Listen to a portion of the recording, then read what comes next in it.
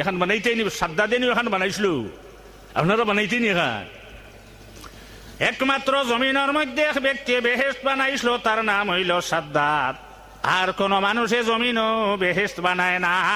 বেহেশতর ভিতরে ফালা মারা সম্ভব হইছে না, পৃথিবীর থেকে উঠাই লই যায়। আল্লাহর হাবিবে ফরমাইলে রে সাহাবী হল, এক গুড়ে গাছ ওটা উঠাও, খেজুরের গাছটাই জায়গার থেকে উঠাও, শুকনা গাছ। আর আমি যে ঘর থাকি, আমার যে হুজরা, আমার হুজরার আমার যে মিম্বর যে জায়গাতে রাখছ, মধ্যখানে একটা গাত বানাও, কবর বানাও। কবর যখন বানাই লইল, মাটি সরাইয়া গাছ যতটুকু লম্বা অতটুকু লম্বা বানানোর পরে আল্লাহর হাবিবে গাছরে দোল্লা দড়িয়ে হইলেও খেজুরের গাছ, আমি তোমারে বেহেশতের বাগানে রাখলাম, এখন থেকে খাজুর দরবায়। আর আমার উম্মতর যত